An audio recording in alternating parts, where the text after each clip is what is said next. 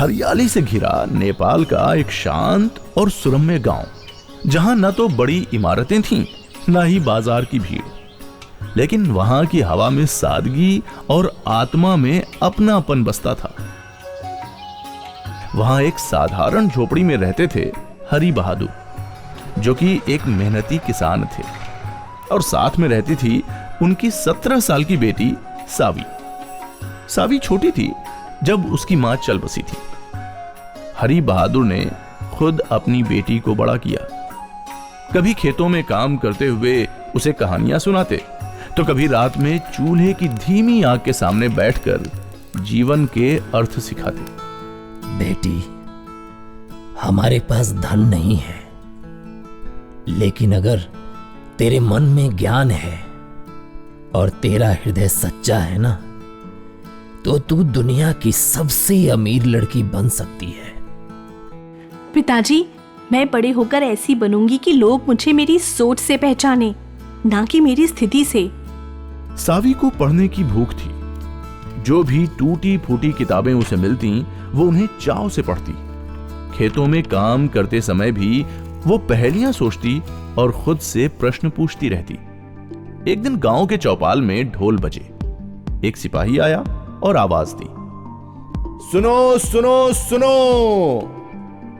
महाराज धीराज, राजा प्रताप सिंह ने घोषणा की है, जो कोई भी उनकी 3 कठिन पहेलियों का सही उत्तर देगा, उसे राज दरबार में सम्मानित किया जाएगा और राजसभा में विशेष स्थान मिलेगा। सुनो सुनो सुनो।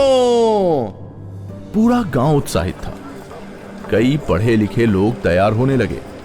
वहीं सावी के मन में भी एक चिंगारी सी जल उठी।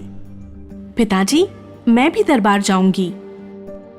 बेटी, वहां सब विद्वान लोग जाएंगे।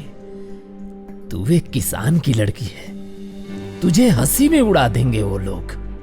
तो क्या हुआ, अगर मेरी बुद्धि हार गई तो सबक मिलेगा, लेकिन अगर जीत गई तो बहुतों को रास्ता दिखेगा। हरि बहादुर ने कुछ नहीं कहा। उसकी आंखों में डर भी था, पर कहीं ना कहीं गर्व भी। अगले दिन सब राजा के दरबार में पहुंच गए। राजमहल भरा हुआ था।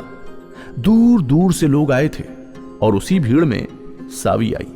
सादे कपड़े, साधारण से चप्पल, लेकिन आंखों में तेज। राजा प्रताप सिंह एक न्यायप्रिय और बुद्धिमान शासक थे। उन्होंने सावी को देखा और पूछा, क्या तुम जानती हो कि तुम्हारे जैसे कई लोग इन प्रश्नों के आगे चुप हो गए हैं? महाराज, हो सकता है मैं भी हार जाऊं, पर शायद कुछ ऐसा कह सकूं जो आपने अब तक नहीं सुना हो। तो सुनो, पहला प्रश्न, सबसे भारी वस्तु कौन सी है जिसे देखा नहीं जा सकता? महाराज, वह है आपका वचन। यह दिखाई नहीं देता, लेकिन जब कोई इसे निभाता है या तोड़ता है तो इसका भार पूरी जिंदगी महसूस होता है, चाहे राजा हो या रंक। दरबार में खामोशी छा गई। दूसरा प्रश्न, ऐसी वस्तु बताओ जो बांटने से घटती नहीं बल्कि बढ़ती है। ज्ञान महाराज, जिसे जितना बांटिए वह उतना ही बढ़ता है। यह आग की तरह है, एक दीपक से दूसरा जलाइए, दोनों जलते रहते हैं। अब दरबार में सराहना होने लगी। अब तीसरा प्रश्न, ऐसा रास्ता बताओ जो कभी समाप्त नहीं होता। स्वार्थ और लालच का रास्ता। जो इस पर चला वह कभी नहीं रुकता। वह हमेशा ज्यादा से ज्यादा चाहता है और अंत में सब कुछ खो देता है।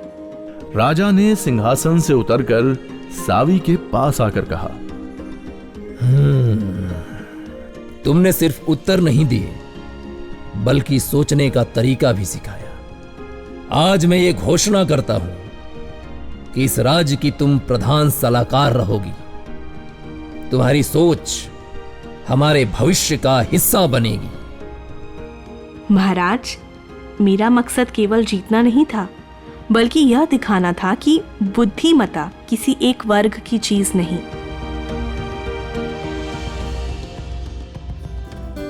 जब सावी गांव लौटी तो वही लोग जो कभी उसकी पढ़ाई पर हंसते थे अब उसे आदर से देखते थे। बेटी, तू मेरी ही नहीं, इस पूरे गांव की रोशनी बन गई है। बुद्धि न तो राजमहलों की बपौती है न किताबों की बंदी। वो वहां खिलती है जहां साहस, ईमानदारी और सीखने की आग होती है। सावी की ये कहानी हमें यही सिखाती है।